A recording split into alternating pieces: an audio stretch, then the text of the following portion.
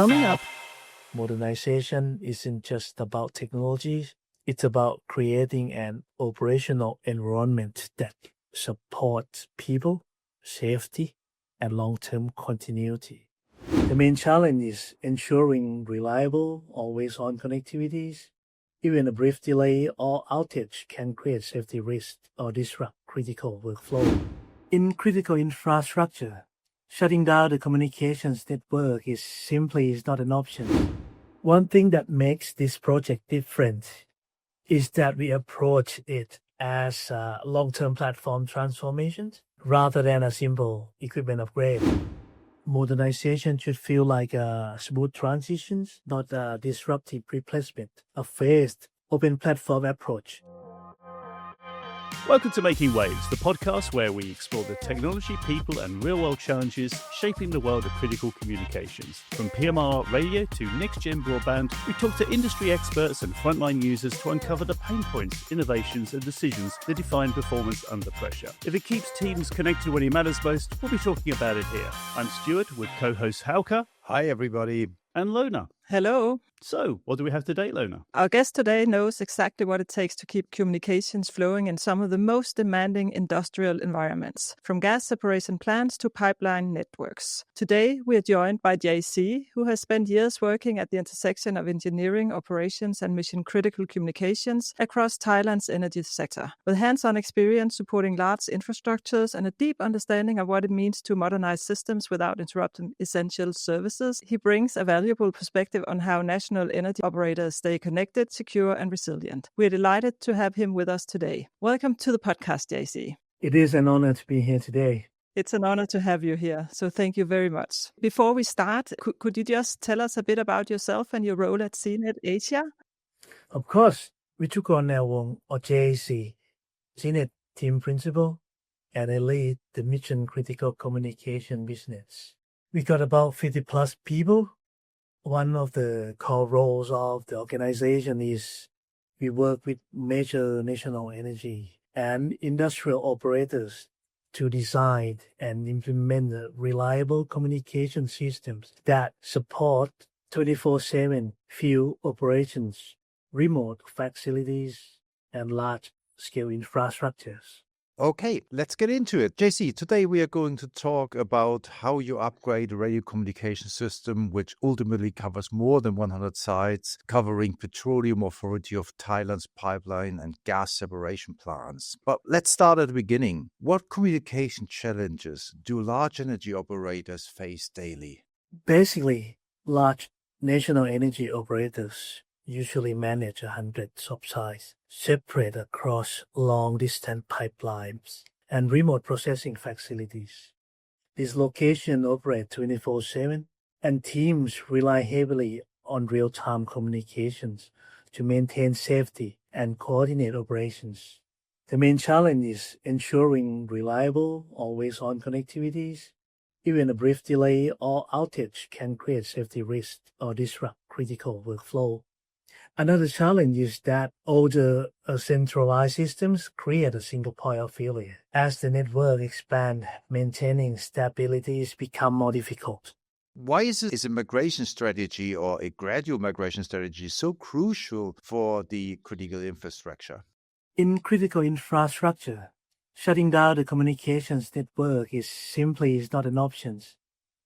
Few teams need uninterrupted communications every minute for safety and coordinations. A gradual phase migrations allowed each site to be upgraded without any downtime.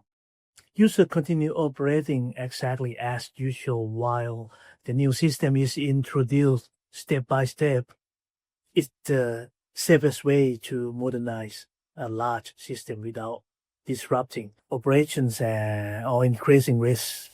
So let's pick up on that a little bit. You talk about the need to modernize, and it is critical, national critical infrastructure at the end of the day. Are there any specific requirements for the gas industry that might be either similar or different to other national infrastructure that you have in Thailand? Basically, pipeline and gas processing environments have very specific communications And the work involves real-time coordinations between multiple teams. The biggest risk come from any loss of communications, of course. Whether due to equipment failure, harsh environments, or long distances, you need a system that is resilient, decentralized, and able to maintain full operations even if one site experiences an issue. So reliabilities, redundancy, and immediate real-time communications are absolutely essential. You've talked about that it's a good idea to have decentralisation, so there's no critical single points of failure. The always-on ability that you have with these types of technologies with typically Tetra around the world, but there are others like P25 and to some extent DMR. Just give us a flavour of what makes up this particular network. What has been deployed for this network to have resilient communications? What are the component parts? One thing that makes this project different is that we approach it as a long-term platform transformation rather than a simple equipment upgrade. We implement a fully IP-based decentralized architecture, which means there is no central switch. Instead of relying on one core point that everything depends on, each site becomes an intelligent node on the network. This doesn't just improve resilience. It gives the operators a lot more flexibility to expand, relocate capacity, or introduce new services without redesigning the entire systems. Another key part of the solution is the use of RAC, low-power outdoor base stations. These are built for industrial environments. They can withstand heat, moisture, dust, and vibrations while consuming very little power. And because they don't require the big shelters or heavy cooling systems, the deployment process becomes much faster and more cost efficient. And finally, the system is designed with openness in mind. It's ready for integrations with smartphone, LTE, private 5G, and future digital applications. So instead of a one-off project, this upgrade essentially gives the operators a foundation for the next 10 years of evolution. Could you explain how bridging lets operators modernize without pulling the plug on existing systems? The group bridge changed the whole modernization philosophy. Rather than replacing the old system first and switch over later, bridging allows the old and the new networks to work together as one. Users don't feel the transition. They communicate exactly the same way they always have, but behind the scene, the bridge links top group across legacy equipment and the new IP-based systems. So communication flows seamlessly between both sides. This makes modernization extremely safe. You can upgrade one site at a time, choose the location that matters most, and move at a pace that fits operational priorities. It also protects previous investments because nothing needs to be thrown away on day one. In short, the group bridge turns modernization into a smooth evolution instead of a disruptive cut-over event. Let's talk about where technology meets sustainability. Today, it's not just about performance. Energy efficiency, low power operation, and environmental footprint of modern radio systems are becoming just as important. How much does energy efficiency actually matter when designing modern comm system for this major national oil and gas operator? Based on my previous experience, I would say critical communication is extremely important. Modern radio infrastructure is no longer just about coverage and reliability. Energy consumption is now a key performance indicator as well. With our outdoor base stations, for example, we can reduce power usage significantly because they don't require dedicated buildings, air conditioning, or heavy cooling systems. When you multiply that across dozens or even over hundreds of sites, the impact becomes substantial.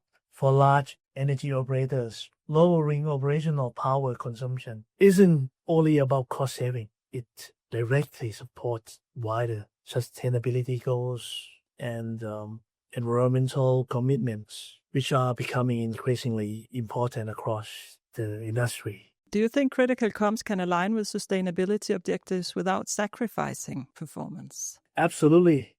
In fact, modern technologies allow us to improve sustainability and performance at the same time. Our outdoor base stations, for instance, operate with very low power while still delivering high availability and wide coverage. And because the architecture is decentralized and IP-based, the system also becomes more efficient in how it handles traffic and redundancy. So, going back to the project, it has been a phased upgrade, and I guess we will carry on evolving. So, what do you think the ideal operational environment would look like in 5, maybe 10 years? Fully digital or some kind of hybrid? What is your take on that? I believe the future will definitely be hybrid, not because of technology limitations force us to, but because different layers of communication serve different purpose. Land mobile radio will continue to be a backbone for guaranteed voice, a group call, and resilience. It's still the most reliable tool for mission critical works. But at the same time, LTE and private 5G will play much bigger role. They enable richer data, real-time video, sensors, workforce applications, and much stronger situational awareness. So instead of choosing one or the others, operators will benefit most from a unified environment where radios, smartphones, tablets, and digital systems work together. The ideal future is one integrated platform where each technology does what it does best, and operators can seamlessly use any device depending on the task in front of them.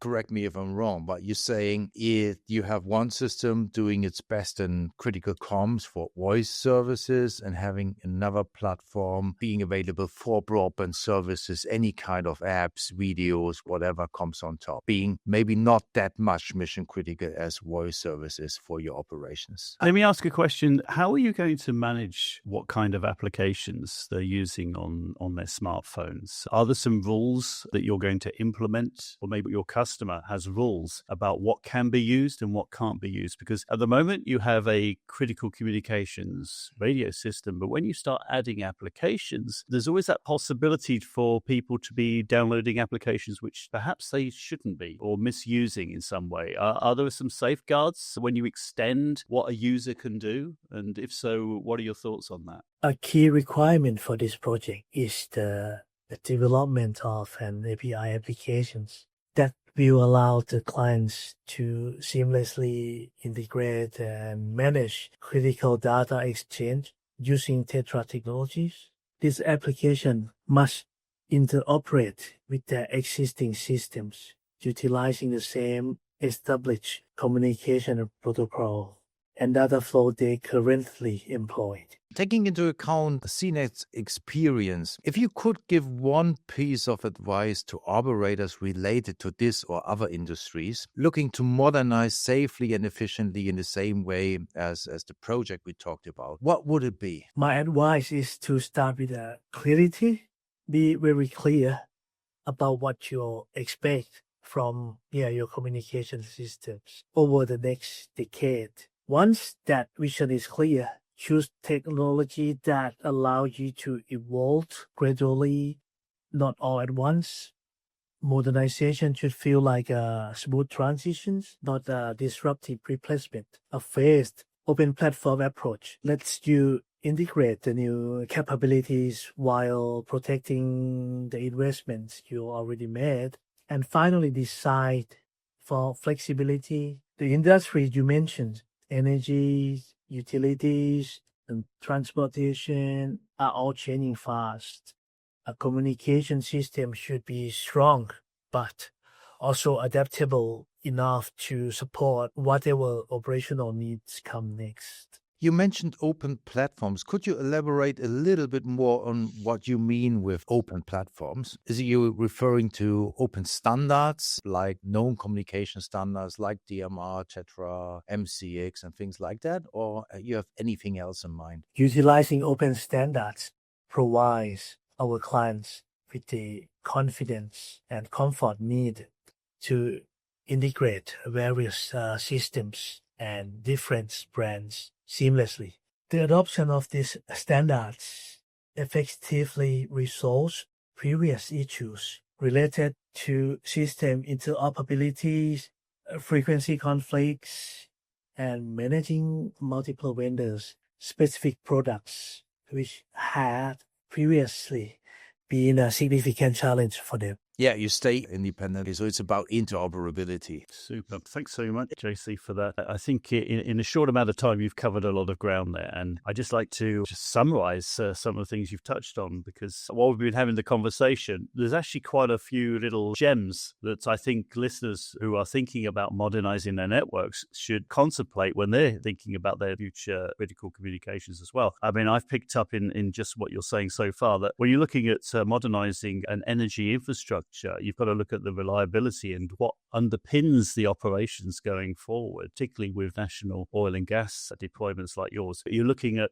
a bridged Tetra deployment, so making use of what you have today to make that useful for tomorrow as well. So you talked about the importance of migration and how the migration should be done in such a way that you can't disrupt operation, which is a very crucial consideration. How it's done in phases and how you're protecting the legacy, but also the operational efficiency going forward and the cost of ownership by the way that you're reducing the infrastructure overheads going forward with the types of solutions that you're putting in place, the distributed architect, the low power requirements, and extending that with modern capabilities which lend themselves to data as well. We've talked a little bit about how having an open integration allows you to use APIs, and therefore the customer can make use of other applications and third-party solutions which will increase not only the efficiency but the lifetime, the usefulness of the deployment as well. So we're matching both mission critical use with operational efficiency as well. We talked a little bit about user-centric innovation by them wanting to extend the coverage to the use of smartphones now by including push to talk as well, and the remote use for non-critical users within the same network. We talked a little bit about the resilience and the risk management and the future of the industrial critical communications that you have in place that you've deployed in Thailand. I think in a short space of time, you've covered a lot of areas there. So I want to thank you for your time today, JC. And just a note to the listeners then, perhaps this has given you some food for thought if you're looking to do something similar. You have a large network and you want to take it to the next level because you need critical communications for the next 5, 10, 15, 20, 30 years. These are some of the key areas that JC has been talking about that you might want to take into consideration. And I'd encourage you to maybe listen to some of the podcast again because it's quite a short one this week. If this has been interesting to you, then I would suggest that you might want to subscribe. Making Waves is a podcast available on all of the major platforms. You'll find us on YouTube by virtue of us recording in video here, and also on Spotify, Apple, and all of the other major podcast platforms. If you wanted to have a quick link, then I would always suggest that you go to the damcellular.com/podcast site, and then you will get your selection of your preferred way of listening to this podcast. All that remains for me is to thank our special guest this week, JC. Thank you. Thank you. Working on this project has reinforced one thing for us. Modernization isn't just about technologies. It's about creating an operational environment that supports people, safety, and long-term continuity. What we have seen is that when operators adopt a phased, flexible approach, they can modernize with confidence and without disruptions.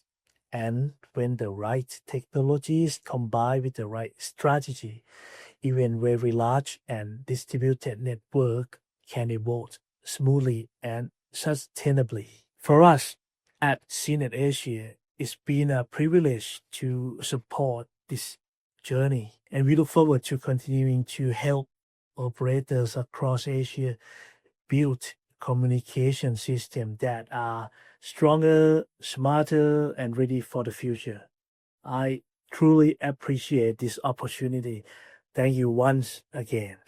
That's fantastic. I would just say that that really came through with what you've given us as an insight today, JC. I think many people will take something away from what you've said today and your abilities to do things in other countries across Asia. So thank you so much for that. I also want to say thank you to my co-host today, Hauke. Thanks, everybody. And please do not forget to leave us a like. That is a very important point. You should also subscribe. We're building up quite a library now across the industry insights. So do check them out. And lastly, but by no means least, Lona, thank you so much. Thank you, JC, and goodbye. And my name's Stuart. This has been Making Waves, and until next time, goodbye.